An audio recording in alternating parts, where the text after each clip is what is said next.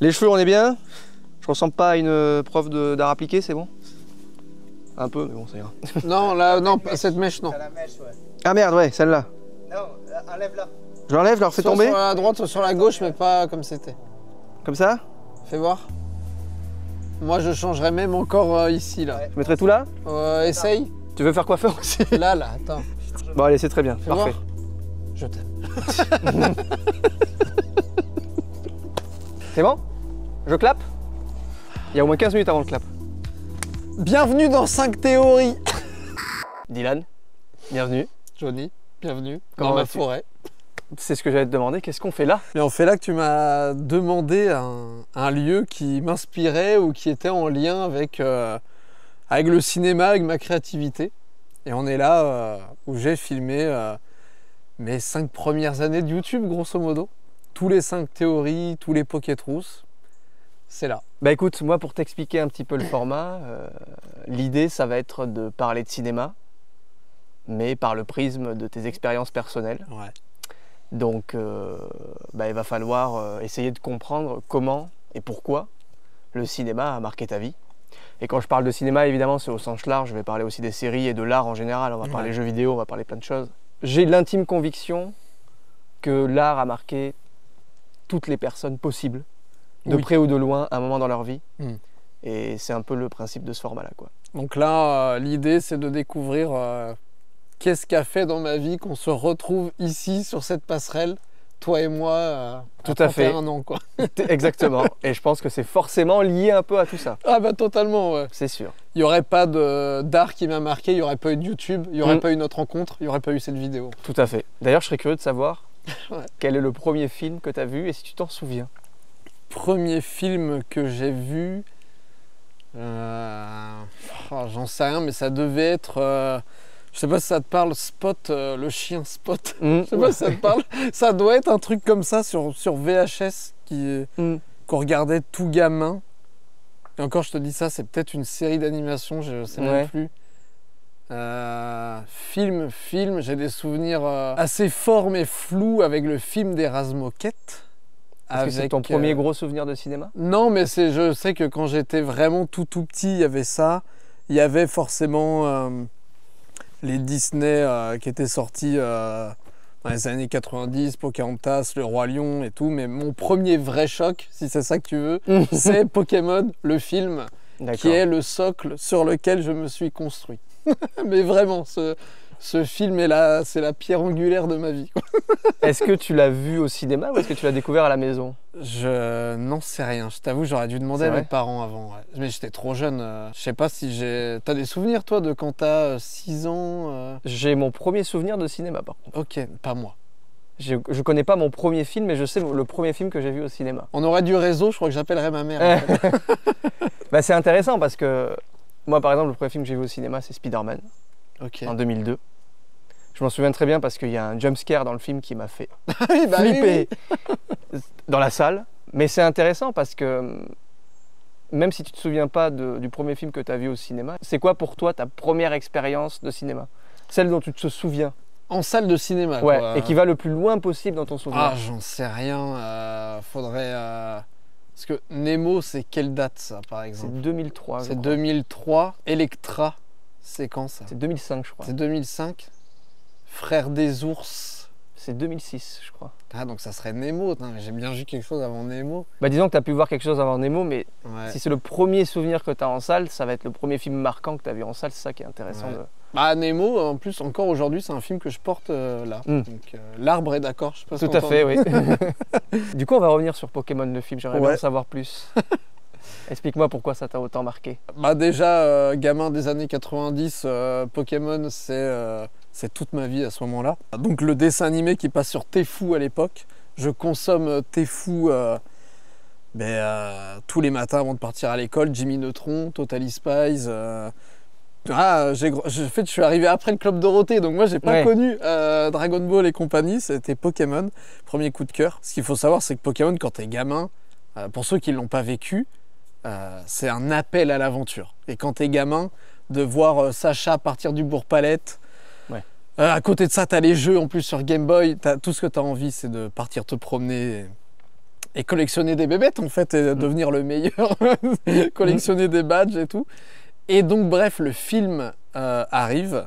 Je ne peux pas voir ce film avec mes yeux d'adulte. Même là, on le regarderait ce soir, je le verrai encore avec mes yeux d'enfant. Je n'ai pas d'objectivité sur ce film. Et à chaque fois que je le vois avec mes yeux d'enfant, je le revois avec mon cœur d'enfant. Je pense que la première fois que l'art m'a touché, c'était avec ce film, quoi. L'art narratif, du moins. Bah, je trouve, pour l'avoir revu récemment, visuellement, j'avais oublié à quel point c'était quand même fort certaines scènes. Ouais. Moi, ce que j'aime beaucoup, alors évidemment, il y a cette scène finale qui est très touchante, et je m'en souviens très bien pour le coup, pour l'avoir vu aussi, parce qu'on est de la même année, donc pour le coup, on a les mêmes références. Ouais. Je me souviens avoir eu Pokémon Rouge, je me souviens de mon gros Pikachu que j'amenais partout. Ah bah voilà. Mais c'est moins resté, moi, tu vois, Pokémon. À un moment donné, ça a fini par. Limite, Yu-Gi-Oh! A pris la place, tu vois, quand j'étais à l'école. Moi, c'est parti au collège, voilà. Pokémon. C'est revenu plus tard après. Ben exactement. C'est-à-dire que quand j'ai commencé à redevenir adulte, je me suis repenché sur les jeux. Ouais, comme beaucoup. Ouais. Mais là, pour l'avoir revu récemment, les 20 premières minutes, toute la découverte de Mewtwo, je trouvais ça exceptionnel. Bien sûr, bien sûr. Visuellement, c'est magnifique, les questionnements sont magnifiques. Alors évidemment, ils sont apportés avec des gros sabots parce que c'est de l'animation japonaise et que voilà. Mais je me suis dit, putain, c'est ça le début, c'est vrai que j'avais. Et je trouvais que le propos, moi j'ai l'impression quand j'étais gamin que c'était presque un film pour adultes, tu vois. Ça parlait d'identité, de clonage. Ouais. Et t'as une scène moi, qui m'a marqué et qui me marque encore aujourd'hui, c'est les deux Pikachu qui se foutent des torgnoles là, qui sont forcés à se battre. Quand j'étais gamin, mais ça j'en chialais. Et puis t'as Sacha qui meurt. Au final, Takeshi Shudo, le scénariste, voulait vraiment le faire mourir et c'est la prod qui l'a forcé à le faire vivre. J'avais fait une vidéo sur le scénariste des premières saisons de Pokémon. Ouais, non, ce film, c'est la première vraie histoire sur grand écran qui m'a touché au plus profond de mon être. D'accord. Donc on pourrait partir sur celui-là en tant que premier film marquant, quoi. Ouais. On va dire. Ouais. Après, encore une fois, il y avait eu le film d'Erasmo. Tu sais qu'il y avait le film Digimon aussi. Ouais. Mais non, ouais, Pokémon. Le Roi Lion, quand même. Je vais pas mentir, le Roi Lion, ça a été un gros truc pour moi. Bien sûr. Donc, entre le film Pokémon et les deux qui vont suivre après, le film Digimon, les films Senseiya avec lesquels je vais beaucoup grandir, c'est beaucoup plus l'animation japonaise, moi, qui m'a bercé étant jeune. Les mangas, les jeux vidéo, tout ce qui venait du Japon, étrangement. J'ai pas d'affect particulier avec Disney, par exemple. Il y a beaucoup de gens, Disney, c'est leur enfance. Moi, à part le Roi Lion, La planète au trésor, Dinosaures, tu vois, à part ces quelques films-là, j'ai pas d'attachement particulier avec Disney. Ok, ouais, mais je peux comprendre. Ouais, bien sûr. Moi, j'avais bien aimé Hercule. Oui, Hercule, bien sûr. Pour le coup, il est très cool. Oui, mais c'est un autre esprit, c'est vrai que pour le coup. Oui, non, Hercule, oui, j'avais oublié, oui. D'ailleurs, je serais curieux de savoir si tu allais souvent au cinéma, au collège. Ou si c'est un truc que tu gardais, que tu réservais en tant qu'événement un peu exceptionnel. C'était plutôt exceptionnel parce que quand j'allais au collège, j'étais en famille. Mon père n'était pas souvent là parce que mon père il était musicien et donc il bossait en permanence le soir, que ce soit pour faire des cours particuliers, des concerts, des bals. Donc quand on partait au cinéma, c'était vraiment l'événement de fou, quoi. On partait en famille, il y avait donc les parents et mon frère, ma soeur. C'est pour ça quand je te disais Electra, ça je m'en souviens très bien d'aller voir Electra parce que le DVD de Daredevil, on le matait mais tous les dimanches. Tous les dimanches, il y avait Daredevil à la maison et je me rappelle de voir Electra au cinéma et d'apprendre que des années plus tard que c'était de la merde. Ouais. Quand t'es gamin, t'es là, ouais, c'est Electra, ouais, c'est sympa. Pour le coup, Daredevil, j'en garde toujours un bon souvenir. Moi. Pareil. Même si je sais que, objectivement, il y a des trucs qui vont pas, mais je trouve qu'il a une identité visuelle qui est top. Totalement. Avec Evanescence, bien sûr. Bah oui. Là, à partir de là, bon, il y a du cachet, quoi. Mais d'ailleurs, je serais curieux de savoir si, est-ce que l'art était quelque chose de présent dans ton foyer ou est-ce que c'est toi qui t'es construit autour de ça parce que justement, tes parents n'étaient pas, c'est pas eux qui allaient t'amener quelque chose de ce côté-là, quoi. Mon père, ça va être surtout la musique et les jeux vidéo. Et c'est ma mère qui va plutôt forger ma culture ciné-série. Okay. Ouais. Ma mère, c'est avec elle que je regardais. Attention, je vais dire quelque chose qui va rappeler des souvenirs à beaucoup de gens, mais c'est avec ma mère que je regardais la trilogie du samedi. Ah oui. Ça, c'était. Donc, évidemment. pour ceux qui ne connaissent pas, c'était le samedi sur M6. Il y avait 3 séries. Et beaucoup de gros bangers de l'époque, on les a tous connus via la trilogie du samedi, que ce soit X-Files, Buffy, Stargate, Charmed, Supernatural. Donc ça, j'ai plein de souvenirs d'être avec ma mère, de regarder la télé. Pas forcément la trilogie du samedi, mais même d'autres choses, ou même elle me mettait une cassette, les films qu'elle aimait. Et sinon, l'art en général, donc mon père, il tenait un magasin de musique qui faisait aussi jeux vidéo. Et donc, quand les gens ramenaient des jeux vidéo d'occasion, il fallait bien tester, voir si ça fonctionnait encore. Donc c'est nous qui récupérions les jeux à la maison. Durant mon enfance, j'ai eu la chance de jouer à énormément de choses, mais malheureusement, c'était jamais nos jeux à nous. On les avait pour la soirée, 2 jours au maximum quand c'était le week-end. Et donc j'ai pu tester plein de choses grâce à mon père. PS1, Nintendo 64, cette époque-là. Et après, musique, mon père étant musicien, alors beaucoup plus de jazz manouche, mais même il y a plein de grands classiques que j'ai découverts grâce à lui, que ce soit des classiques à la Metallica, à la Armstrong, ça vraiment, il m'a fait moi, ma culture musicale. Ouais, donc c'était quand même bien présent, quoi. Ouais. Mais sans que ce soit... genre on me l'a pas imposé. Non, bien sûr. J'étais très curieux de ça. Mais c'était là. Ouais. Donc tu t'as été bercé dedans. Ouais, j'ai lu aussi très tôt. Très tôt. D'ailleurs, est-ce que tu penses que le cinéma ou même les jeux vidéo t'a permis de créer des relations et de les améliorer en termes d'amitié ou pas? Wow. À l'époque ou vraiment là même jusqu'à aujourd'hui? De vraiment l'école à maintenant, quoi. Moi j'étais quand même quelqu'un, même si je passais beaucoup de temps devant l'écran, je passais quand même énormément de temps dehors, mais dans cette forêt à faire du vélo et tout. Donc mes copains c'était beaucoup plus des copains de promenade, vélo, urbex. Cela dit, je sais pas si tu as connu RPG Maker, donc qui était un logiciel pour faire ses propres RPG à l'époque du collège, et j'ai fait de sacrées rencontres grâce à ça sur les forums. Alors des gens que je n'ai jamais vus en vrai, en IRL, mais des gens avec qui je pouvais passer mes soirées sur feu MSN.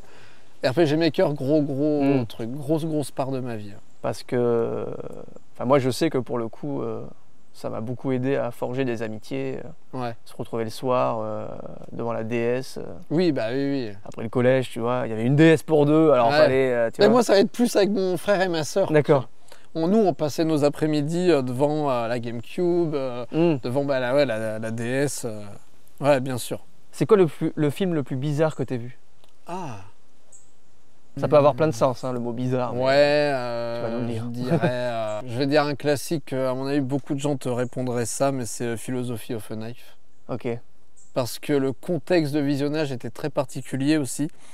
J'avais un groupe de musique, donc là on est période lycée, et le bassiste ne peut pas venir. On ne sait pas ce qu'on fait avec le gratteux, on est chez lui, enfin chez ses parents à l'époque. Et on se dit, tiens, on va regarder Philosophy of a Knife parce qu'on n'a rien d'autre à faire et tout le monde nous en parle. Ce soir-là, j'ai passé une soirée très bizarre parce que j'étais pas chez moi, j'étais chez les parents de mon gratteux à regarder ça sur le PC du père du gratteux. Et c'est particulier, donc pour ceux qui ne savent pas, c'est un... Tu vois ce que c'est, Philosophy of a Knife, tu vois. Donc c'est un film, alors je crois qu'on ne l'a pas regardé entièrement, parce que je crois qu'il dure 6 heures. Et on trouvait les parties sur Dailymotion, il y a partie 1, partie 2, comme ça. Et donc ça mélange images d'archives et images fictives des pires expériences qu'il y avait dans les camps de concentration. Et ce mélange de tu ne sais pas si les images que tu vois ont été créées pour le film ou si c'est des vraies images est très bizarre. Nous en plus on était en option cinéma au lycée. On se disait, tu sais, il y a ce truc de on va regarder pour la culture, tu vois. Et au final, je savais que ça allait être bizarre, mais à ce point-là. Et encore une fois, le contexte de le bassiste n'est pas là, donc qu'est-ce qu'on fait? On est chez son père, au guitariste, on mate ça. Je me rappelle juste le soleil qui se lève enfin à la fin le matin, quoi, et de me dire ok, je suis délivré. C'était très très particulier. On va rentrer dans des choses plus sérieuses, mais j'aimerais savoir s'il y a une œuvre qui t'a déjà fait changer ta vision des choses. Ça peut être sur un sujet précis. Tu l'as vu et tu t'es dit ah ouais d'accord, ok, donc c'est comme ça maintenant que... Tu sais que mine de rien, pour continuer la blague jusqu'au bout, au final, Philosophy of a Knife, tu te dis ok, c'était horrible en fait. Enfin, non pas que je savais pas que c'était horrible ce qui s'est passé durant la Shoah, tu vois, mais en fait de voir, qu'on t'impose les images d'archives à travers de la fiction, ça te met en perspective un peu quand même. Sinon, je cherche.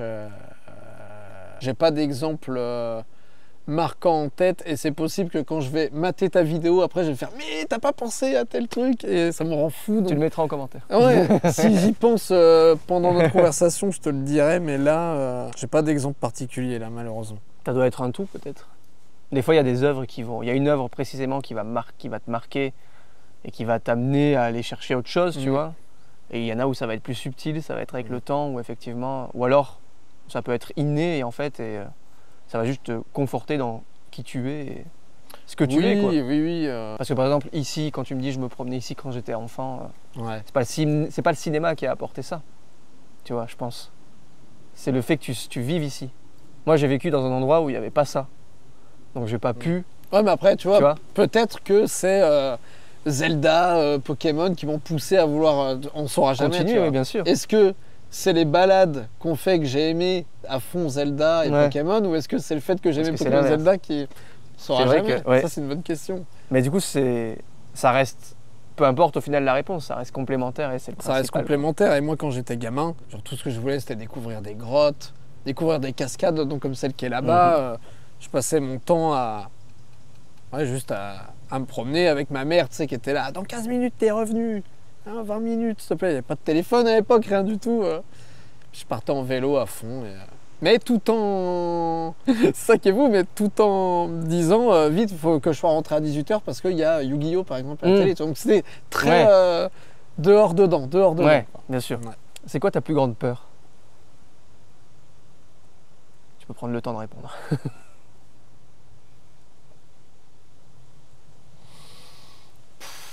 Ce serait bateau si je te dis la mort. Ça peut être ça. Pour après, plein de raisons, ou même juste d'être enterré vivant ou quelque chose comme ça serait ma plus grosse peur. Ou même juste qu'on m'enferme tout court dans un truc. Pas forcément enterré, mais tu m'enfermes dans un petit placard, un truc. On est sur de la claustrophobie, quoi. Ouais. J'aime pas les ascenseurs, tu vois. Donc on est sur ça. Ouais. Cite-moi une œuvre qui va alimenter cette peur et une œuvre qui va l'apaiser. Ah, bah qui va l'alimenter Buried. Ok, oui, bah oui. Et qui va l'apaiser, waouh. Ça peut être un film de grand espace, du coup. Inconsciemment, bien sûr, ça peut être inconscient, mais c'est là où c'est intéressant, où tu vas y réfléchir, justement. Juste rester dans la claustrophobie, tu vois, par exemple, je vais jouer à Zelda, être enfermé dans un donjon. Par contre, là, je vais trouver ça kiffant. Alors que pourtant, tu es dans des petits tunnels, des trucs. Moi, je sais que quand je fais de l'urbex ou de l'exploration, j'ai beaucoup de mal avec les lieux sous terre. Toujours peur que ça s'effondre. Ouais. Pourtant, ça va pas m'enclencher des angoisses de jouer à un jeu, regarder un film où ça... Si, t'as certains films quand même, si tu vois, genre The Descent, par exemple. Ouais. Bon, je suis pas fan de spéléologie non plus, tu vois, ça a tendance à m'angoisser. Parce que, tu vois, tu me parles d'enterré vivant, il y a... Dans le volume 2 de Kill Bill, il y a une scène... Enfin, cette scène où elle est enterrée vivante, je la trouve... hyper angoissante, même quand t'as pas forcément peur de ça, quoi. Tu sais que je pense savoir l'origine de cette peur. L'origine de cette peur, alors c'est pas Kill Bill, mais c'est Buffy. Quand j'étais tout petit, donc devant la trilogie du samedi, on n'avait pas le droit de regarder trop tard, donc on n'avait pas le droit de regarder X-Files ou Buffy, parce que fallait avoir un certain âge, quand même, il y a certains trucs dedans, bref. À cet âge-là, enfin donc très jeune, avec ma sœur, on s'endormait tout le temps devant la télé, sur le canapé. Et ma mère, de temps en temps, nous portait, nous amenait à l'étage dans notre lit. Et des fois, elle le faisait pas, parce qu'on se réveillait pas, de toute façon. Et sauf qu'un jour, donc, elle décide de ne pas m'amener dans ma chambre. Buffy se lance. Et cette fois, je me réveille. Et je tombe sur quoi? Buffy qui est dans son cercueil. En fait, ils viennent de la ressusciter. Et en fait, elle étouffe et elle griffe son cercueil et elle hurle. Et je me rappelle de ce plan où son squelette reprend forme, il y a sa peau qui revient et elle est là. Et ça m'a traumatisé quand j'étais gamin. Donc je pense que c'est ça l'origine de cette peur. C'est pas impossible, oui, effectivement. J'avais déjà fait un peu ma psychothérapie. Est-ce que tu pourrais me citer le film que tu as le plus vu? Si on enlève les films que je regardais en boucle quand j'étais gamin, du style Pokémon ou les films de Senseiya, le film que j'ai le plus vu, je pense que c'est The Man from Earth, qui est un une sorte de huis clos dans un salon d'un homme, donc d'un prof, qui est sur le point de déménager et qui réunit tous ses collègues, donc tous les autres profs du collège ou du lycée, je ne sais plus. Et en fait, il leur dit, voilà, en fait, vous avez remarqué que je vieillissais pas, parce qu'ils lui disent, ouais, t'es bien jeune encore. Et puis il dit, en fait, vous avez remarqué que je vieillis pas. Et à chaque fois que les gens commencent à le remarquer, je déménage. Parce qu'en fait, je suis immortel, et il le dit, j'existe depuis la préhistoire. Et en fait, tout le film, c'est les profs qui vont s'asseoir et l'écouter. Il va raconter son histoire, et chaque personne va devoir déterminer s'il dit la vérité ou pas. Et ce film m'apaise. Il m'apaise et il m'instruit en même temps sur plein de choses. Historiquement, religieusement, spirituellement, je le trouve vraiment fort. Et la chute du film, si vous ne l'avez pas vu. Voilà, donc c'est ce film que j'ai le plus vu, mais même des fois juste pour m'endormir, tu vois. Hop, je le mets. Est-ce que tu pourrais me dire pourquoi c'est ce film-là que tu as le plus vu? Ben, je pense que le sujet, je le trouve fou. Il y a un moment où il va prétendre être Jésus lui-même. Je sais que cette scène, elle est incroyable. Ça montre une perspective sur le christianisme qui est... en tout cas, moi, à cette époque-là, je ne la connaissais pas, cette perspective-là. Et c'est le côté, ils sont dans un salon, tu as la cheminée. Je pense que c'est le côté très réconfortant du... je trouve l'idée géniale. Ouais. Et le huis clos salon va de pair avec ce truc qui est... Ça en fait un film très agréable à regarder. Très réconfortant à regarder. Donc c'est un personnage immortel. Ouais. C'est intéressant parce que une des vidéos les plus marquantes de ta chaîne, c'est une vidéo sur la mort. Ouais. Où tu expliques tes angoisses de la mort. C'est vrai que Et le film que tu as le plus vu, c'est le film avec un personnage immortel. c'est vrai. Ça raconte des choses, tu vois. Si c'est celui-là le plus réconfortant, c'est que c'est intéressant, tu vois. Ça en dit long sur moi, en fait. Bah, ça a du sens au final. Que ce soit le film wow. que tu as le plus vu Wow. et que ce soit le plus réconfortant. Quand on connaît, Oh, ça me fait des frissons. tu vois, c'est marrant quand même le parallèle. Ouais. Je pense qu'il y a quelque chose à creuser de ce côté-là. Ah ouais, tu vois. c'est sûr. Donc peut-être que le fait de le revoir, ça a apaisé une angoisse, tu vois. Ouais. Parce que je t'ai vu tourner autour du pot, c'est la religion, tout ça. Mais... Bah après, le sujet aborde plein de sujets, dont la religion, mais il y a aussi plein d'autres sujets qui sont abordés dans le film, comme les peurs au Moyen-Âge, à la préhistoire. Je conseille ce film franchement à tout le monde. Est-ce que tu t'es déjà retrouvé devant un film ou une série où tu t'es dit putain mais ce personnage c'est moi? J'ai rien qui me vient. C'est vrai? Ouais. C'est triste comme réponse ou pas? Pas forcément, mais on a tendance à se... Je suis tellement unique. Bah, c'est ça. On a tendance à se projeter à travers certains personnages ou à se dire putain mais tu sais parfois c'est pas forcément une projection en mode putain c'est moi Ouais, ça peut être comprends. putain mais Je me suis jamais fait la réflexion.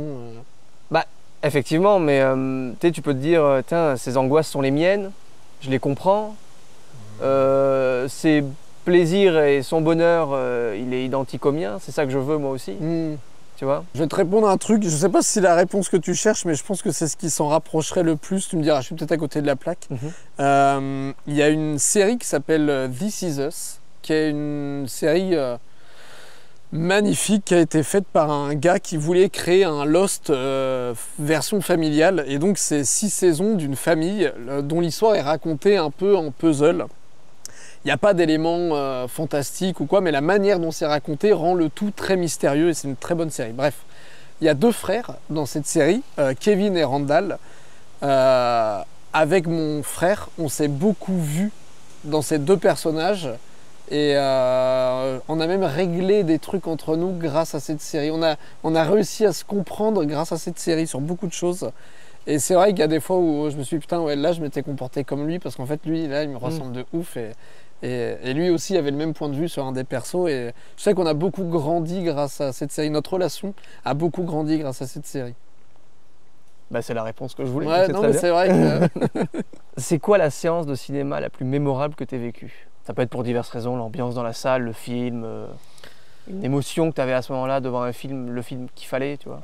C'est con, mais Star Wars 7 reste un événement que j'oublierai que je n'oublierai jamais. Les gens qui étaient tous en cosplay, qui faisaient des duels de sabres devant le ciné, cet engouement de sentir qu'on était tous entre fans de Star Wars, et la magie de l'instant a rendu le film d'autant plus magique et encore plus magique qu'il aurait dû l'être. Je sais que j'ai mis longtemps à me dire le film n'était pas fou.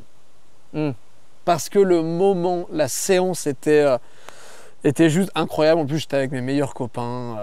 C'était une bête de séance, quoi. Star Wars 7, ça reste un gros morceau. C'est rigolo parce que j'ai l'impression que Star Wars 7, c'est le seul film de tous les temps qui a été sublimé par son exploitation, tu vois. Ouais. J'ai l'impression que tout le monde a aimé Star Wars 7 à sa sortie, parce que tout le monde a aimé l'événement qui tournait autour de la sortie. Et effectivement, j'ai l'impression qu'après ça, les gens, quand le soufflet est retombé, que l'événement n'était plus là, les gens commençaient à se concentrer sur le film. Et encore que ça reste pour moi le moins pire des trois. Mais... Ouais, je suis plus ou moins d'accord. D'ailleurs, je te parlais de pleurer devant un film. Est-ce que tu as déjà pleuré devant des films? Oh, bien sûr. Ah bah, moi, je passe mon temps à pleurer. Hein. Je pleure. Moi, devant un film, je me vide. Hein. Ok. Je pleure de tristesse, je pleure de rire, je pleure de peur. Mais pleurer à chaudes larmes parce qu'un film m'a touché, de par sa beauté ou sa tristesse, oui, mais ça m'arrive constamment. Ça m'arrive constamment. Et moi, j'ai grandi. Donc, notre film de famille, c'était Armageddon, qu'on regardait très souvent à la maison. Et j'ai toujours vu ma mère, même mon oncle, pleurer devant ce film.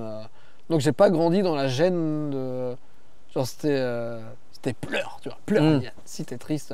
Puis pareil, enfin, le Roi Lion, ou même encore une fois, Sacha, dans le film, Pikachu qui veut le faire revivre, j'ai pleuré toutes les larmes de mon corps très jeune. Donc je pleure. Et des fois, je peux même pleurer juste parce que l'idée d'un film est belle. Par exemple, je te donne un exemple. Ça, pour ça, Clémence, donc ma compagne, me dit toujours que je suis chelou pour ça, mais est-ce que tu as vu Death Note? Oui.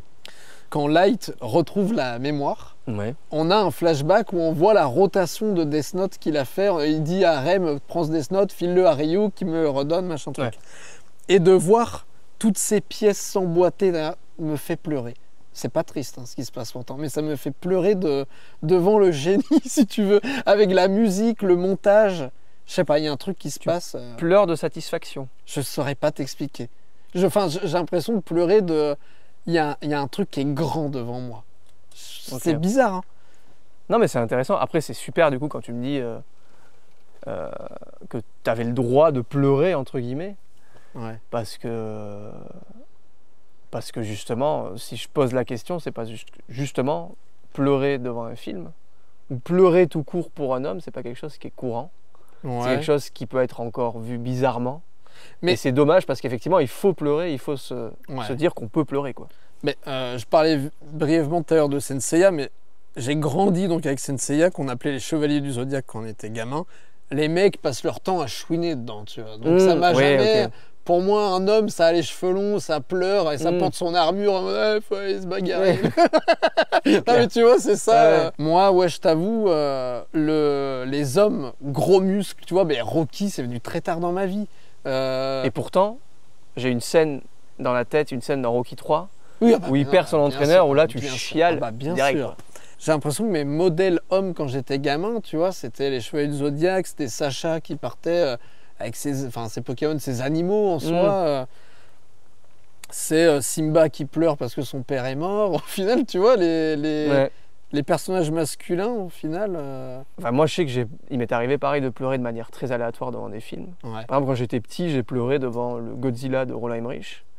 Quand le Godzilla se fait bloquer sur le pont de Brooklyn et qu'il se fait tirer dessus, j'ai 8 ans et je dis à ma mère, mais en fait c'est une maman qui veut protéger ses œufs, pourquoi on lui tire dessus, tu vois, et je suis en train de pleurer parce que je suis pour Godzilla, quoi. Il y a des choses qui vont te faire pleurer de tristesse. Je sais que j'ai pleuré de tristesse, de beauté, de tout devant Danse avec les loups. Je sais pas si tu as vu Danse avec les loups. Non, je n'ai pas vu Danse avec les loups. C'est mon film préféré, donc il faut que tu vois Danse avec les loups. Donc, ok. Et tu pleures pour tout devant Danse avec les loups. Il est incroyablement impactant, ce film. Et j'ai pleuré devant Titanic, mais ça, c'est parce que tout le monde a pleuré devant Titanic, de toute façon.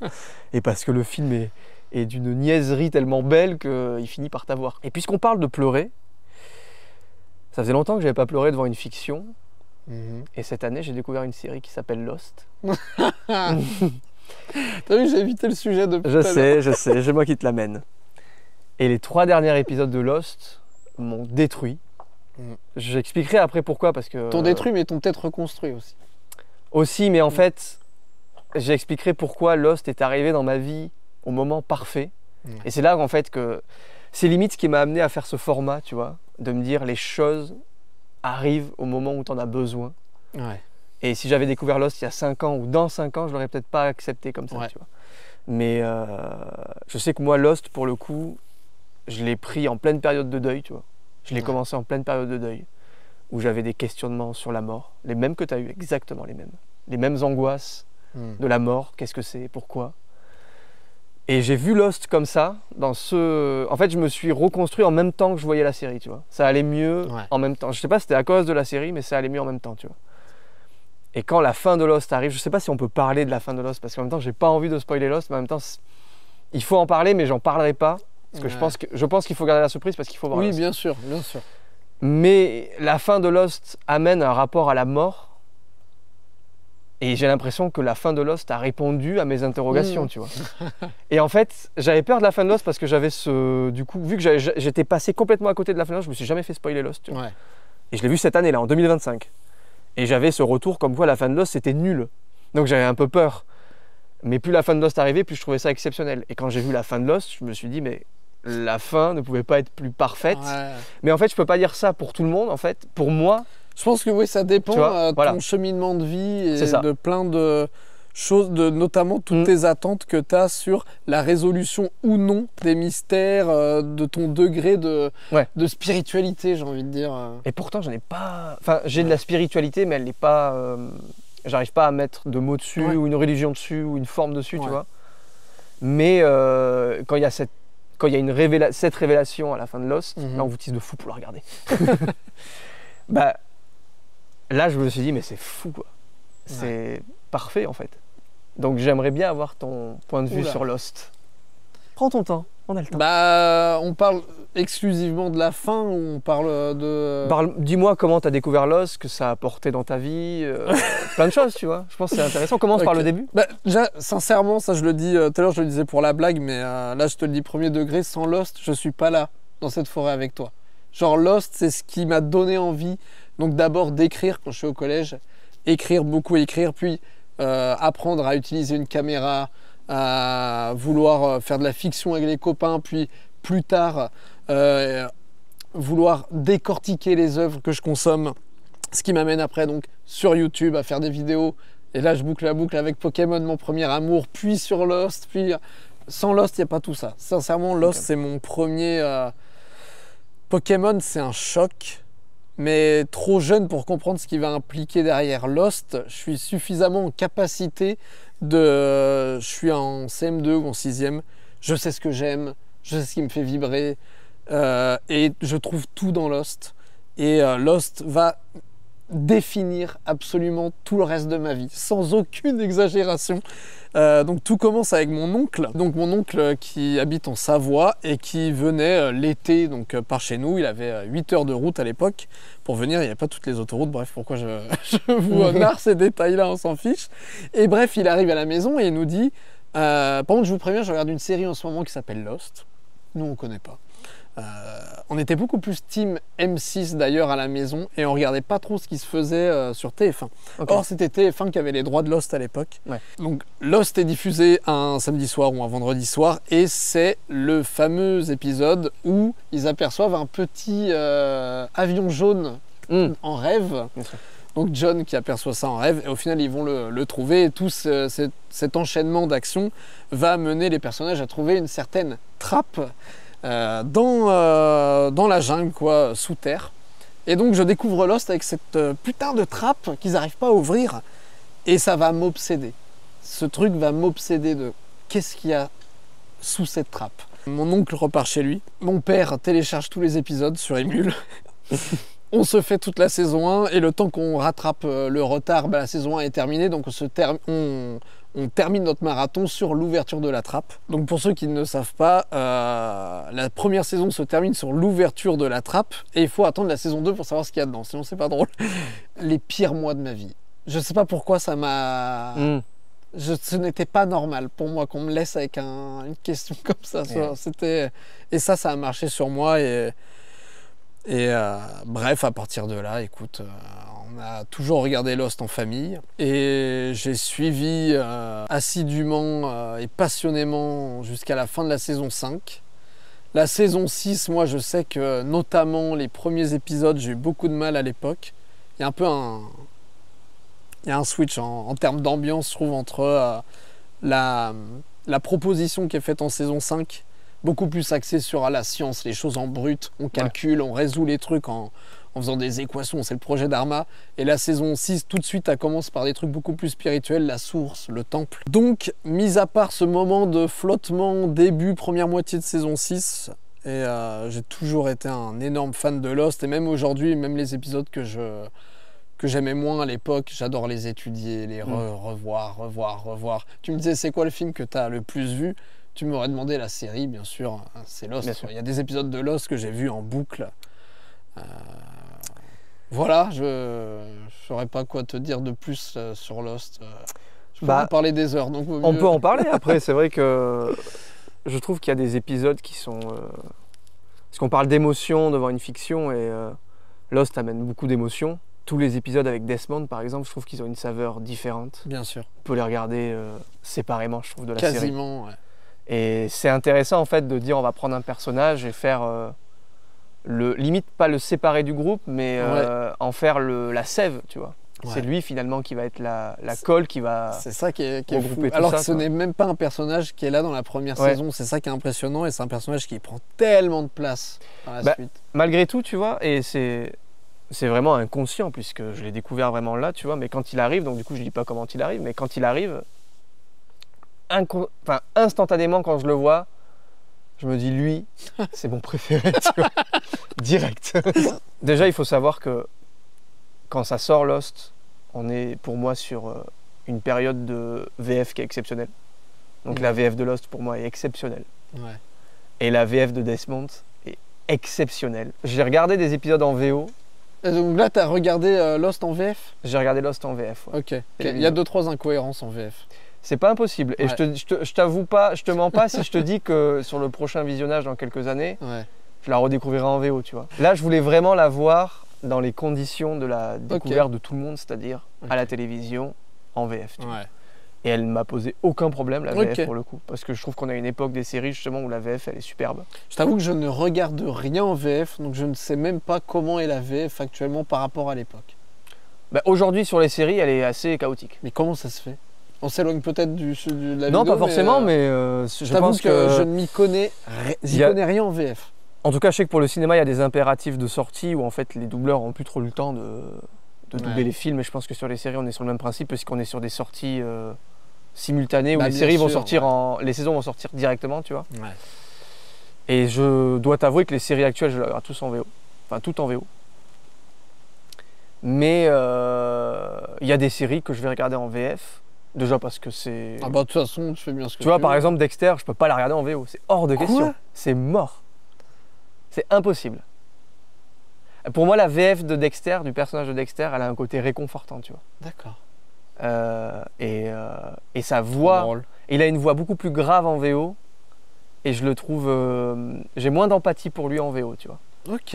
Je trouve qu'on défend pas assez la VF, donc je me permets, tu vois, du coup. Raison. Mais ça va dépendre de plein de choses, tu vois. Bah après, je t'avoue qu'il y a 2-3 trucs avec lesquels j'ai grandi, notamment Retour vers le futur. Pareil. Ça m'a... maintenant, j'ai regardé en VO, tu vois, mais ça m'a... Il y a eu un truc bizarre qui s'est passé, tu vois. Je suis désolé de dire ça et je vais me faire insulter. Mais pour moi, Retour vers le futur en VO, c'est inaudible. Ah non, mais c'est inaudible. Vraiment. J'ai plus les refs, j'ai plus les trucs. Effectivement, c'est pas du tout les mêmes blagues. Hein. C'est un autre film. Ah, c'est un autre film. Mais c'est le mien, du coup, tu vois. C'est mon film, c'est mon Retour vers le futur, j'en veux pas un autre. Hein. Je veux ma VF. J'aime bien les deux, ouais. J'aime bien les deux. Mais après, je comprends, évidemment. Tu vois. Mais pour le coup, Lost, je l'ai vu en VF et je trouve que les doubleurs sont fascinants. il ramène une émotion. Tu vois, on est sur quelque chose et ça rejoint ce pourquoi je me bats sur la fiction. Et ça rejoint la fin de Lost et la controverse qu'il y a eu. On est sur quelque chose où la fiction va te toucher dans certains aspects sans que tu le saches, tu vois. Ouais. Je peux pas te dire pourquoi c'est bien comme sûr, ça oui. et pas autrement, tu vois. Mais c'est comme ça. Tu vois, il y a un truc dans ma tête qui se passe où il faut que ça se passe comme ça. Si je mets Retour vers le futur en VO, je vais pas retrouver mes sensations et ça me plaira pas, tu vois. Ouais. Donc, mais je pense qu'aussi, c'est dès lors où quelque chose est lié vraiment à l'enfance, et je parle vraiment de l'enfance, l'intimité même de ton enfance, celle qui te rassure, celle que tu aimes bien, dans laquelle c'est très très dur de changer la version de ce truc-là. Ouais. Même en musique, tu vois. Ouais. Tu as certaines versions de, je sais pas, de composition jouées en live, ça sera jamais la version que t'écoutais gamin. Alors que tu vois, Game of Thrones par exemple, j'ai switché de la VF à la VO, je peux pas repasser à la VF. Ok. La VO est bien meilleure et je trouve qu'elle est plus cohérente. Alors c'est vrai que toi, sur ta chaîne, tu mets tout le temps tes extraits en VF. Évidemment. Chaque fois, je suis là, mais il me casse les couilles. On diabolise trop la VF aujourd'hui. Donc je me dis, je dois rester, t'as raison. je dois faire partie de ces derniers remparts. T'as raison. Mais en fait, moi, très vite, Lost, puisque après mon père les a trouvés sur Emule, on n'attendait pas la diffusion américaine. Et la diffusion française, excuse-moi. Et donc, mes premiers trucs en VO, ça a été Lost. Mais c'est pour ça. Et tu vois, ça rejoint exactement ça, c'est que du coup... Lost saison 2, c'est en VO. Et je me rappelle Prison Break saison 2, il y avait Heroes en même temps, toute cette vague-là, 24 heures chrono. Quand mon père a découvert Emule, la télé n'existait plus. Mais tu vois, ça rejoint ça, c'est qu'en fait, je suis persuadé que si tu n'avais pas eu Emule et que tu aurais vu tout Lost en VF, tu n'aurais pas le même discours aujourd'hui. Ah, c'est possible. Hein. Tu vois. Et ça, c'est intéressant. Ouais. Moi, j'ai eu Internet. On est de 94 tous les deux. J'ai eu Internet parce que j'ai daigné trouver un travail, me payer une box. Donc j'ai eu Internet à 19 ans. Ah la vache, ouais. Avant ça, Internet n'existait pas dans mon foyer. Moi, mon père féru, comme il était, on a eu un PC début collège, je crois. Et on est encore sur quelque chose de très subjectif, tu vois. Ouais. La VO pour toi de Lost est marquante parce que c'est comme ça que tu l'as découvert. Donc tu peux pas aller ailleurs. Les choses et la manière dont tu vas les aborder vont dépendre de ton vécu. Moi, la fin de Lost, elle va me toucher pour des raisons personnelles, mais je vais comprendre aussi pourquoi les gens se sont dit ouais, non, mais c'est n'importe quoi. Tu vois. Parce qu'ils étaient dans un mood où en fait ça allait pas les toucher quoi. Le sujet en fait leur parlait pas. Et il y a des gens qui veulent plus de cohérence. Bon, si vous voulez cohérence, il faut pas regarder Lost. Hein. Enfin, moi je veux dire, si vous voulez quelque chose de concret, c'est pas cette série-là qu'il faut regarder. Si vous voulez quelque chose de concret. Mais les gens ont besoin de réponses, moi ça me dépasse un peu. Mais bon, si vous voulez quelque chose de concret, il y a une bombe qui explose à la fin de la saison 5. Spoil, désolé, mais vous pouvez partir du principe que tout le monde est mort à cause de cette bombe et finir la série là-dessus. Ça fonctionne. J'ai écrit une vidéo qui n'est jamais sortie là-dessus, qu'au final, tu peux répondre quasiment à tout si tu pars du principe que la bombe les a tous flingués fin de saison 5 et tu regardes pas la 6. Je n'irai pas plus en détail. Bien sûr. Mais Donc ça peut être une réponse, mais tu vois, moi j'ai pas cherché de réponse. Quand cette bombe explose, je me dis pas, ah mais ça peut... En fait, les gens me disaient, quand je regardais la série, petit à petit, ils me disaient, ouais mais attention, au bout d'un moment, ça part en couille. Et en fait, moi, inconsciemment, la série m'est venue et j'ai tout accepté, tu vois. D'ailleurs, tu remarqueras que les gens qui te disent qu'elle part en couille, ces gens ne disent jamais la même saison. Ouais, c'est vrai. Pourquoi on n'a pas tous le même degré de... Mais je peux comprendre. T'en as beaucoup qui vont te dire que c'est dès la saison 3. Ouais. Et t'en as qui vont dire dès la saison 4. Et t'en as qui vont dire dès la 5. Et puis t'en as qui diront c'est que la dernière qui est pas bien. Ouais, c'est ça, oui, bien sûr. Mais je vois le truc et en même temps, je me dis, moi, sans me poser de questions, en fait, j'ai tout pris, j'ai tout absorbé, j'ai tout accepté, mais sans me poser de questions. Je me suis pas dit à un moment donné, ah, mais là, pourquoi il y a ça? Mais là, pourquoi il y a un bunker? Pourquoi lui, il est comme ça? Pourquoi. Tu vois, en fait, tout a été accepté par mon inconscient, tu vois. C'est bien ça. Et je me suis dit, en fait, prends le truc et c'est super. Après, je t'avoue que jusqu'à la toute fin, à la fin de certains épisodes, j'étais là. Je comprends toujours rien à ce qui se passe. Et je pense avoir toujours pas compris ce qui s'est passé. Mais c'est pas grave, tu vois. Ça demande, pour ceux qui veulent une compréhension claire, ça demande au moins un deuxième visionnage pour que tu dises, ah ben oui, parce que dans la saison 4, ils vont voir ça. Donc quand tu es à la saison 2, tu fais les liens.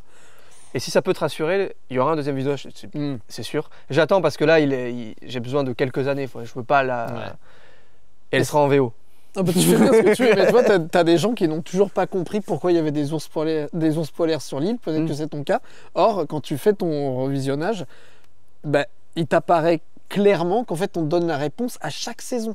À chaque saison, en fait, on te le redit. Mais quand t'as pas eu toutes les pièces imbriquées, t'as du mal à faire le lien. Et j'en ai fait une vidéo qui s'appelle Explication du mystère ou spoiler. Je sais plus, je vous la mets là. Et au final, tu te rends compte que, bah oui, constamment, on te les martèle, les réponses. Mais quand t'es pas pas en possession de tous tes moyens, mais je veux dire, quand t'es balancé dans la série comme ça, déjà réfléchir pourquoi ils sont là, pourquoi quoi, c'est compliqué de. Ouais. Bah, franchement. Et surtout quand t'as la VF qui refout du bordel dessus. Ouais, je rigole. Non. C'est sûr. Non, mais tu vois, je suis pas allé chercher de réponse à la fin de la série. Ouais, c'est bien. Je suis pas allé chercher des vidéos ou des théories ou des explications. Je n'ai rien regardé depuis que j'ai terminé la série. C'était il y a peut-être 2 mois et demi. En fait, j'ai pas envie d'avoir de réponse. Ouais, c'est bien. Et je pense que j'en voudrais plus tard, tu vois. Ouais. Mais là, je veux vraiment la garder en souvenir comme ça. Et je veux pas me dire, mais c'est ça, tu vois. J'aime bien. Il y a des mystères. Il y a des trucs que j'ai pas compris. Des trucs qui étaient là. Et je me suis dit, bon, ils sont là. J'ai pas eu de réponse, mais ça m'a pas gêné, tu vois. J'ai pas besoin absolument dans une fiction. Il y a des gens qui ont besoin. Et ça serait très, très intéressant à analyser chez certaines personnes. Il y a des gens qui ont besoin d'avoir une réponse pour tout. Oui. Ma meilleure pote, donc qui va regarder ces vidéos parce qu'elle t'adore d'ailleurs, donc coucou Anaïs. Elle, ça la frustre. Genre le fait que ça soit pas clair. Il n'y a pas un perso qui dise ah oui, ça a été fait parce que nanana. Ça la frustre et ça. C'est pas qu'elle déteste Lost, mais elle aime bien me dire tu m'emmerdes avec cette série, quoi. Tu vois, ça serait intéressant. Ça serait intéressant d'avoir quelqu'un à ta place dans les vidéos futures qui soit comme ça. Parce que je pense qu'il y a un vrai truc à analyser derrière ça. Je pense que ça vient pas de nulle part. Et les gens qui ont besoin d'être rassurés par ces choses-là, ça doit cacher quelque chose antérieur, tu vois. Ah, tu penses? Je pense, oui. Après, pour moi, il y a 2 sortes de séries mystères. T'as les séries, on va dire, à la Lost, où tu connectes 2 neurones et tu fais un peu tes devoirs, t'as les réponses. Et t'as les séries plutôt à la Leftovers, qui est d'ailleurs donc la petite sœur spirituelle de Lost, fait par Damon Lindelof, le showrunner de Lost, où là, c'est acquis que t'auras pas de réponse, démerde-toi, mais t'auras même pas d'indice de toute façon pour t'y retrouver. Moi, je suis dérangé par aucun des deux. Parce que c'est bien aussi de te créer cette réponse, tu vois, je trouve ça intéressant. Oui, soit tu te crées ta propre réponse, soit juste t'as pas de réponse et tu t'en... Moi j'ai une question pour toi, c'est lequel ton épisode de Lost préféré? Si t'en as un, est-ce qu'il y en a un qui t'a plus marqué que les autres? C'est le fameux épisode où Desmond justement va appeler sa femme à un moment précis. Mais il y en a plein en fait. Qui est l'épisode le mieux noté de toute la série. Tu vois les gens... Ouais, mais tu vois, je savais même pas. Les gens des fois ils vont dire à partir de la saison 4 ça part en couille. Cet épisode est au début de la saison 4, de quoi vous parlez les gens? Mais non, mais c'est exceptionnel. C'est l'épisode le mieux noté de la série. Mais parce que les gens ont besoin de se faire une construction mentale, il faut que ce soit... Voilà. Mais pour moi, effectivement, même quand il y a la saison 5, pour moi c'est une des meilleures, elle est exceptionnelle. Merci. Mais c'est vrai. Merci. Du coup, je dis pas c'est important de pas dire ce qui se passe, mais l'épisode La Fleur, oui.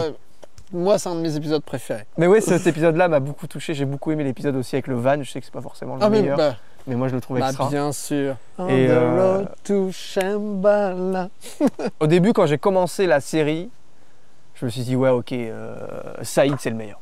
Direct. Okay. Il a un courage, un truc dans l'œil, tu vois. Je trouvais. Après, je me suis dit, putain, mais Hugo, en fait, il est super, j'adore. Ouais. Après, c'était Sawyer. Ouais. Ça n'a jamais vraiment été Jack, tu vois. Ouais, je comprends. Peut-être qu'avec le temps, toi, je sais que tu m'avais dit en off qu'avec le temps, c'était Jack. Et qu'au début, c'était tous les persos que je viens de te citer là. En fait, moi, ça a surtout été Sawyer, Desmond. Et pendant une grande partie de ma vie où j'étais en quête de spirituel, je me suis beaucoup retrouvé dans Locke.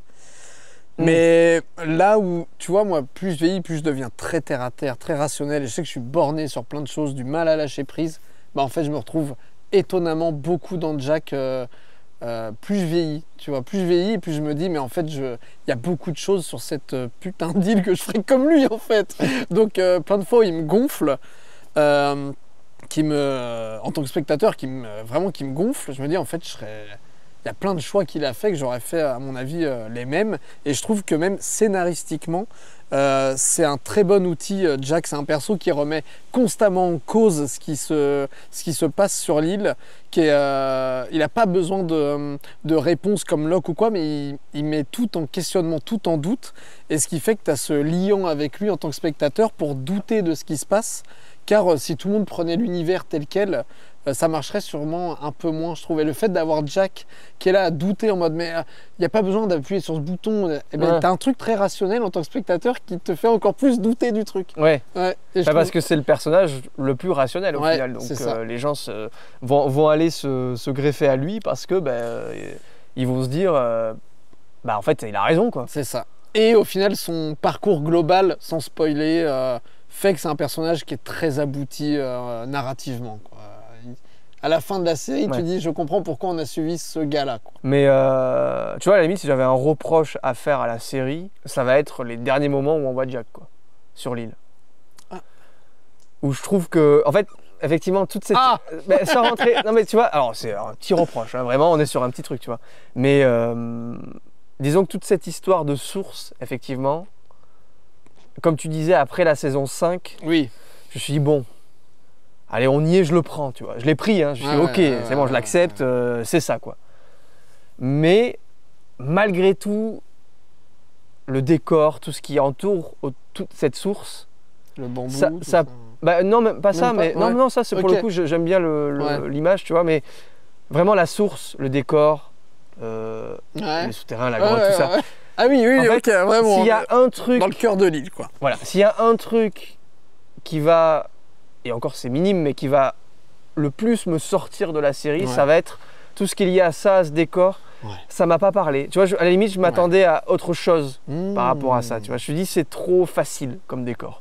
Ils auraient pu aller plus loin, tu vois. Est-ce que tu veux le... Du coup, t'as pas regardé mes vidéos sur... Non, je regarde rien du tout. Je te spoil un peu, mais il y a un sujet qui revient beaucoup dans mes vidéos, c'est que ça devait pas être... il ne devait pas y avoir de source à l'origine. En fait, ça devait être le volcan qui est à Hawaï. Et en fait, ABC, au vu de la chute d'audience qu'il y a eu lors de la saison 5, a dit bon, votre volcan, vous allez un peu vous le foutre dans le 1 et vous allez me trouver autre chose. Et donc, ils sont venus avec cette idée de source qui renferme l'énergie de l'île. De base, ça devait être un volcan, ce qui expliquait justement la fumée noire. Voilà. Et donc, c'était l'énergie d'un volcan de base. Et ça aurait été, à mon avis, visuellement plus impactant. Puis même en termes d'histoire, ça se ressent, quoi. Ça se ressent. Je te dis d'un coup, tu sais, effectivement, tu passes d'un truc... Le monstre, il surgit comme un truc, tu vois. Mais c'est marrant parce que la série se découpe, tu vois. Les premières saisons ne ressemblent pas aux dernières. La saison 5, elle est pour moi totalement isolée en termes de rythme, de plein de choses. C'est son aspect assez vintage des années 70 qui la met vraiment à part. Moi, ça reste ma préférée. Et effectivement, le personnage de Desmond est lui aussi complètement, je trouve, isolé du reste. Et ses histoires peuvent complètement sortir de l'histoire de Lost et rester touchantes et intéressantes. Et tu vois, c'est ça qui est intéressant, c'est que l'épisode le mieux noté, donc qui est Desmond sur le bateau, au final, c'est un épisode sans les persos principaux, sans l'île, et c'est l'épisode le mieux noté. C'est ça qui est marrant. Parce que c'est peut-être un des plus touchants et peut-être... les gens aiment bien les histoires d'amour, donc forcément ça rappelle ce truc-là. Mais d'ailleurs, tu sais que je suis très touché par les histoires d'amour impossibles, pas impossibles du style la famille veut pas, mais impossibles physiquement, c'est pas possible. Comme Desmond et Penny, ou je sais pas si t'as vu Dark, Jonas et Martha qui essayent à travers les époques, et plus ils changent le cours des événements et plus en fait ils ne font que resserrer le nœud qui fait qu'ils sont pas ensemble. Your Name, je sais pas si tu l'as vu aussi. Non, attends. Donc film d'animation où c'est un couple qui physiquement, je peux pas te spoiler la fin du film, mais c'est où La La Land, tu vois l'épilogue. Tu l'as vu La La Land ou pas? Oui. L'épilogue un peu dans leur vie alternative, ça me foudroie, ça, de savoir que tu passes à côté de cette réalité alternative, tu vois, il y a un truc moi qui me fait mal au plus profond de moi-même. Oui, je vois ce que tu veux dire. Oui, c'est vrai qu'on ressent ça dans ce... D'ailleurs, est-ce que tu as vu Watchmen, la série Watchmen? Bien sûr. Qui est exceptionnelle aussi, je trouve. Qui est réalisée donc par Damon Lindelof. showrunner de Lost. Ouais. Et on ressent, je trouve, Ouais. on ressent sa patte dans l'écriture. Et Ouais, totalement. chaque épisode est magnifique. Ouais. Visuellement, déjà. Tu vois, pour parler de l'amour et du temps, il y a cette scène avec Dr Manhattan quand ils sont à leur rencard dans le bar et il lui dit, il fait, à ce moment même, on est en train de faire l'amour dans 30 ans. Il est, tu sais, il est omniscient Mm. et il a ce truc de, en fait, il sait que c'est elle qu'il aime. Et j'aime trop son omniscience, comment elle joue. Il va la rencontrer au bar parce que lui, dans sa tête, il est déjà en train de lui faire l'amour dans je sais plus combien de temps c'est après. Et je sais pas, j'aime trop ce truc de le temps et l'amour, quoi. Ça me foudroie. Du coup, est-ce qu'on peut dire, pour terminer sur Lost, Ouais. est-ce qu'on peut dire que ça t'a aidé à traverser une période difficile? Ou est-ce que ça t'a aidé à... Parce que tu me dis que ça t'a aidé à forger beaucoup de choses. Mais est-ce que tu t'en es servi dans des périodes difficiles ou pas? En fait, c'est tellement toujours plus ou moins là que je sais pas si je puise quelque chose en Lost lors des moments difficiles. Je te dis, c'est tellement ancré en moi que Ouais. j'en sais rien, mais en tout cas, je peux te dire une chose, c'est que ça m'inspire encore aujourd'hui. J'ai beau revoir Lost, il y a un truc toujours qui va faire vibrer ma flamme créatrice. Et dans ce sens-là, on va dire que ça peut m'aider dans les pires périodes, parce que c'est dans les pires périodes souvent que je me plonge dans l'écriture, que ce soit... moi j'aime bien écrire en solo, même si c'est pas des trucs que je publie, tu vois. J'adore écrire de la musique aussi, donc je sais que Lost arrive encore à m'inspirer pour ça. Et j'aimerais aussi dire quelque chose. C'est qu'aujourd'hui on est le 22 septembre et je t'avais dit ce matin, c'est une date un peu spéciale. Aujourd'hui Lost a 21 ans. Voilà. Ça a été diffusé la première fois le 22 septembre. Et j'ai même pas fait exprès. Ouais, et on n'a pas fait exprès et je trouve ça fou. Bah, ça doit avoir du sens aussi, sans Ouais, doute. Possible. Sans doute. Ah bah Locke serait là, dirait que tout arrive pour une raison. C'est vrai. C'est quoi du coup ton rapport au cinéma aujourd'hui? Alors déjà, avec la salle de cinéma, je t'avoue que je n'y vais plus trop. Ok. Je n'y vais plus trop. Après, tout dépend aussi des films que j'ai envie de voir, mais là, j'y suis pas allé depuis un moment et étrangement, ça ne me manque pas. Je sais que plein de gens pointent du doigt le prix de la séance ou les incivilités, ce que tu veux.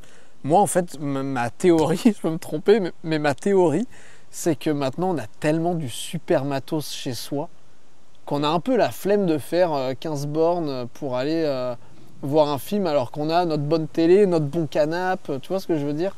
Et moi, je sais que des fois, de me dire... bon, là c'est plus trop le cas ici, mais quand j'ai fait 5 ans en Saône-et-Loire, de me dire, je vais faire 45 minutes de route pour aller voir un film, flemme, tu vois.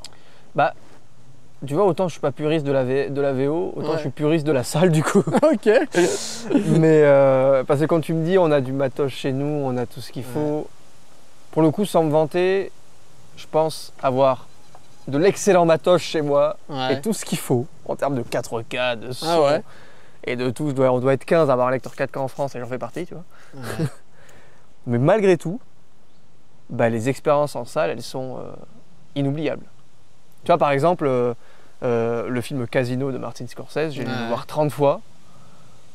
Et sur ces 30 fois, je l'ai vu une fois au cinéma quand il est ressorti. Ouais. Bah, je me souviens que de ce visionnage-là, quoi. Ouais. Donc, Et en tu fait, il y a deux manières d'aborder le cinéma. C'est-à-dire Oui. quand tu me dis, je veux pas faire 45 minutes pour aller voir un film, Ouais. je peux comprendre le principe de je vais y aller, je sais pas ce qui est projeté, ça se trouve, je vais pas vivre une expérience incroyable parce que le film sera mauvais ou parce que j'aurais pas envie de voir ça. Mais quand il y a des films que tu as envie de voir, je pense qu'il faut pas attendre et qu'il faut aller les voir, tu vois. Ouais, bah bien Je pense sûr, que mais c'est par contre, important. quand il y a un vrai truc genre Sinners, tu vois, moi, Oui. tu vois, j'adore ce réal, j'adore cet acteur et tout, Mm. je voulais le voir, tu vois. Bon, j'ai été le voir en salle, tu vois, j'ai fait Oui. l'effort quand même, mais je l'aurais plus apprécié chez moi, je le sais.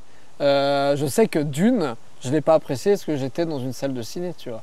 Parce que j'avais envie de pisser, parce que j'avais envie de fumer, parce qu'il faisait chaud dans la salle. Genre, je suis mieux chez moi pour mater un film, tu vois. D'accord. C'est intéressant parce que Dune, en plus, c'est vraiment un film de Ouais. salle de cinéma. Ah, et franchement, j'étais là, quand est-ce que ça se termine? Quand est-ce que ça se termine? Et j'ai dit à tout le monde, Mm. j'ai pas aimé. Et en fait, je l'ai revu, mais 1 an après, tu vois, tranquille chez moi. Je suis passé à côté d'un grand film, en fait, il est pas mal. Mais c'est con, mais parce que je pouvais faire pause pour aller aux toilettes, parce que je pouvais vaper devant, parce que c'est... Alors là, c'est discours de gros con, hein, je le sais. Non. Je le sais, mais je préfère mon confort chez moi que... ouais, Alors que moi, tu vois, j'ai fait 2 heures de route pour aller voir Dune dans la plus grande salle IMAX de France, quoi. Mais ça me fait pas rêver. Et je te dis un truc, je crois que je le pense sincèrement, mais on me dit ouais, va dans la meilleure salle de ciné redécouvrir Lost. Je le fais pas. Après là, c'est peut-être pas une Non, mais fiction de cinéma, tu vois. En admettant que Ouais. ça a été filmé avec le matos adéquat en IMAX, Ok. ce que tu veux, tu vois. Ça me fait pas rêver. Ok, c'est intéressant. Je pleure, mais c'est intéressant. Ouais, pour ça, je suis désolé. Ouais. C'est pas forcément une obligation, mais Non, mais je vais faire l'effort pour les réals que j'aime bien. Tu vois, Jordan Peele, je vais me déplacer. James Wan, je vais me déplacer. Tarantino, je vais me déplacer. en fait, c'est un discours que les gens connaissent, mais le fait de, comme tu dis, faire l'effort pour se déplacer, il y a une démarche derrière ça qui fait que le film, tu le découvriras forcément. Après, on peut enlever les incivilités, tout ça, ça, on le met de côté, on l'oublie, tu vois. Mais en dehors de ça, si la séance se passe bien, faire l'effort de bouger pour aller voir le film, tu vas forcément le découvrir autrement que si tu le lances chez toi. Ouais, bien Dans sûr. ton cerveau, c'est obligatoire parce qu'il y a un déplacement, ça devient un événement d'un coup, tu vois. C'est pas qu'est-ce que je fais, dans 10 minutes je lance ce film, tu vois. Oui, mais ça peut C'est devenir une corvée aussi. Moi, des fois, c'est une corvée. Des fois, je me dis non, mais là, j'ai pas envie de me faire spoil sur Twitter ou sur YouTube. Allez, on se tape une des terres, on va le voir. Tu vois. Ouais, mais t'es pas content quand il y est l'expérience. J'aurais préféré me dire, je le regarde sur mon canapé. J'ai mal.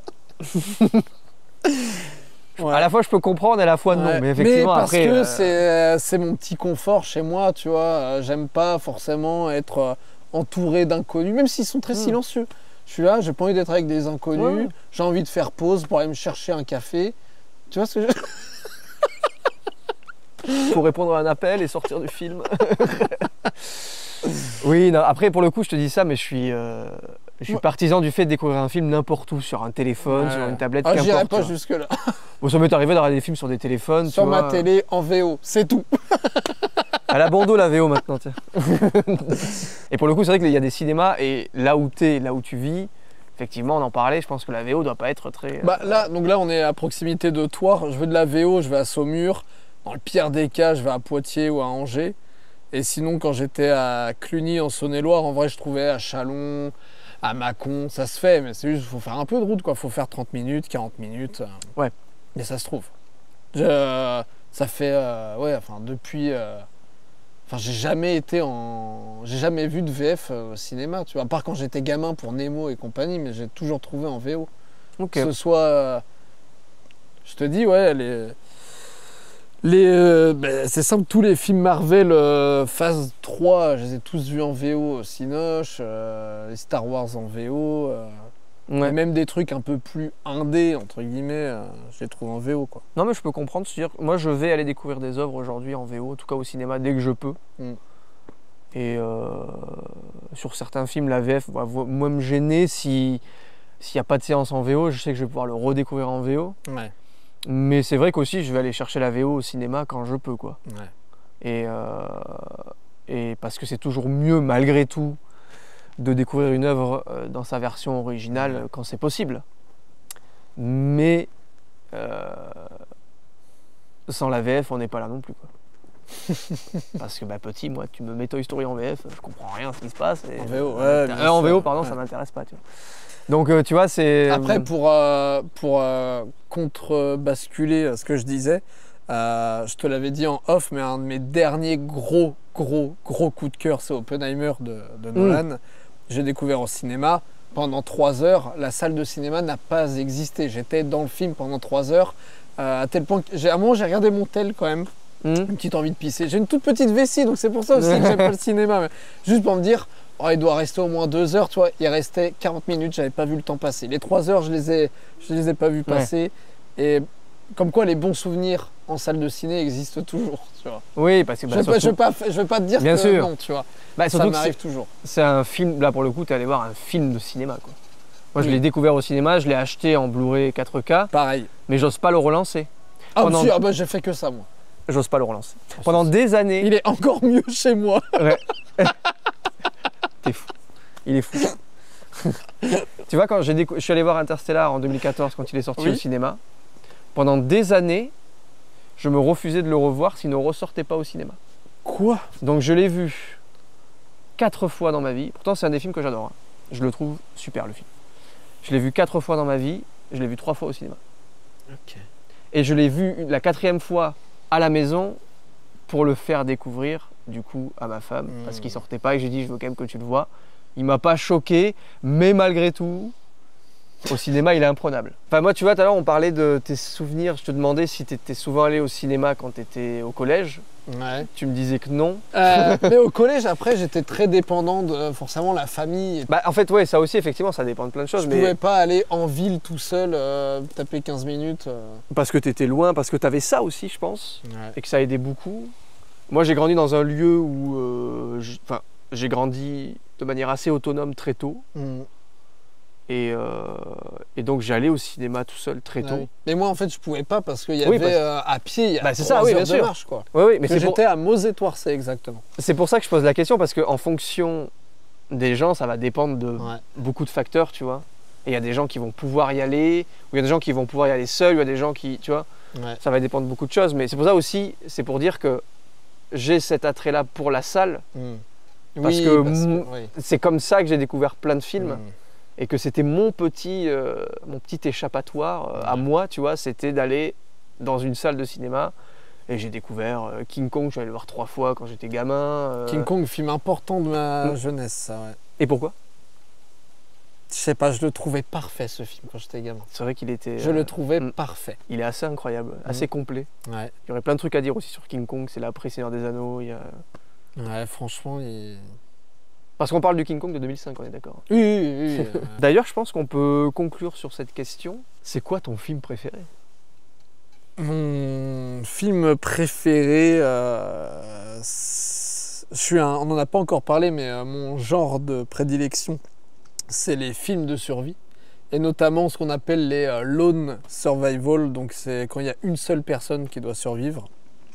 Donc typiquement All is Lost, 127 heures, Buried, Gravity en un sens, The Revenant qui est un film que j'associe à ma résurrection post-dépression en 2017. Et Ah, mais parle-en maintenant du coup. Et on parle de mon film préféré après? Commence par ça et Ok. effectivement, peut-être il y aura même une cohérence par rapport à ça. Oui, mais- c'est possible. J'achète en 2015 ou 2016 des Blu-ray et je tombe sur une promotion, t'en achètes 3, t'en as un autre gratuit, un truc comme ça. Et je n'ai toujours pas vu The Revenant à ce moment-là. Quand est-ce qu'il est sorti? Je me souviens plus.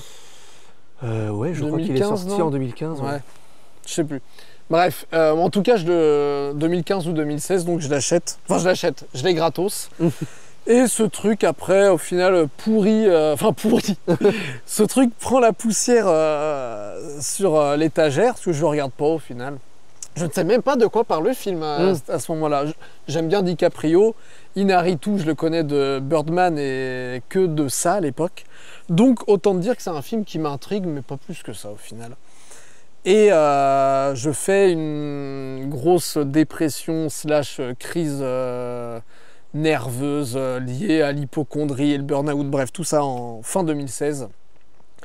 Je vais développer pas mal de phobies, pas mal d'angoisse.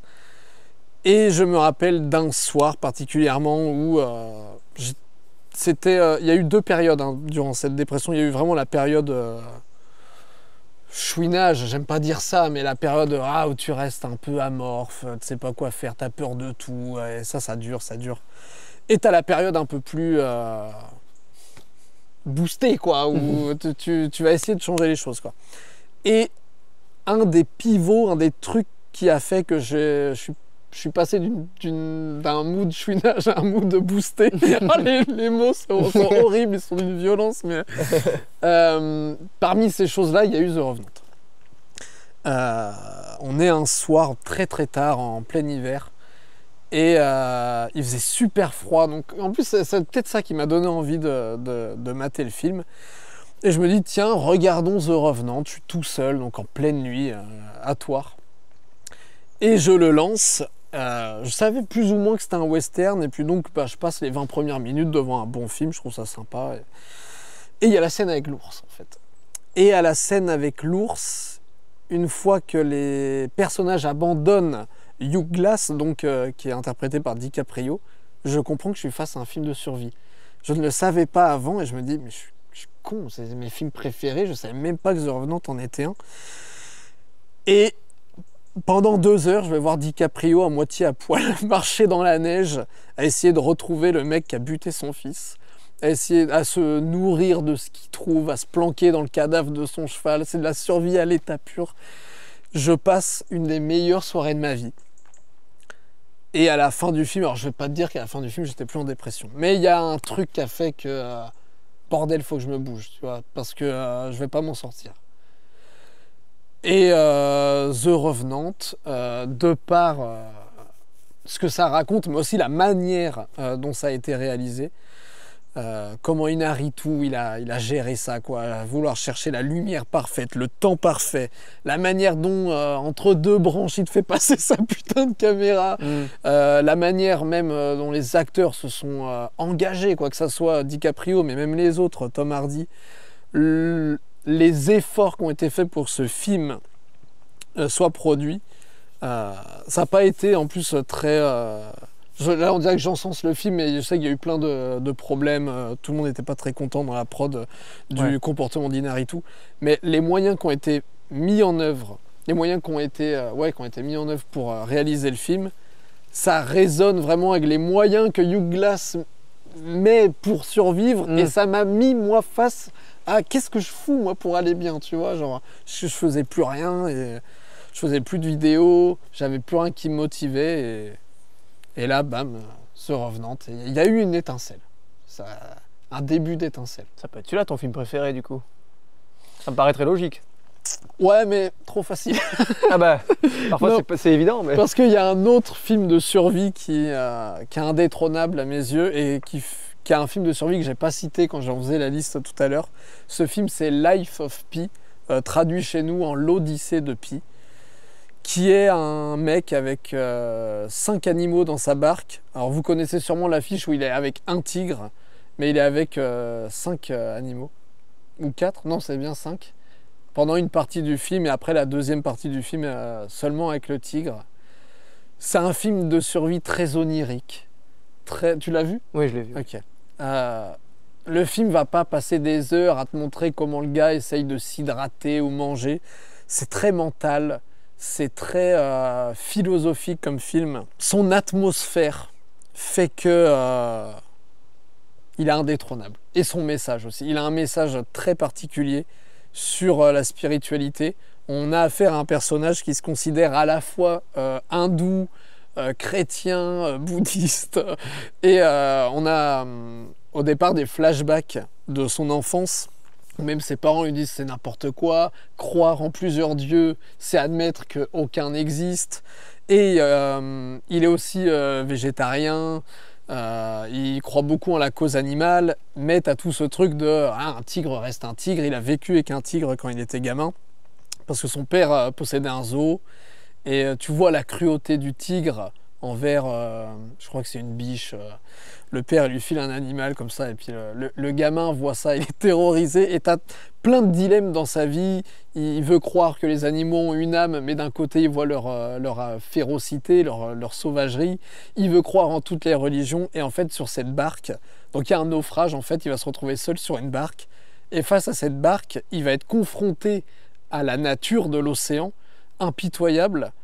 Mais il va être confronté en fait à tous ces choix moraux et spirituels qu'il a fait dans sa vie. Et rien que pour ça, ce film me touche, mais vraiment au plus profond. Là. C'est vraiment au plus profond. Et il a un petit message, une petite chute à la fin, et qui est très intéressante. Ça en dit beaucoup sur, pas tant sur la religion, mais sur comment les gens voient la religion et pour ça, voilà. J'espère que je l'ai pas survendu. Peut-être, mais en tout cas, si pour toi il est comme ça, c'est ça le principal, quoi. Je te dis, il est tout en haut avec Man from Earth, que j'ai cité tout à l'heure, qui est le film que j'ai le plus vu. Non, Life of Pi. Tu l'aimes bien, toi, ce film ou... Ouais, mais je l'ai vu qu'une fois, Ok. il y a très longtemps. Ouais. Mais du coup, tu me donnes envie de le revoir. J'en garde un bon souvenir. Ouais. En tout cas, visuellement, c'est vrai que j'en garde un très bon souvenir.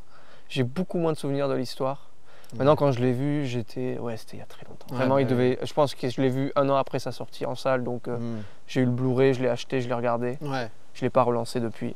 En tout cas, si vous attendez un film de survie à la The Revenant ou 127 heures, passez votre chemin, c'est beaucoup plus mental, mais ça vaut le coup. Si vous avez une âme un peu spirituelle et vous vous posez des questions ou que vous savez vous-même que vous avez des incohérences dans vos philosophies, quoi, tout simplement.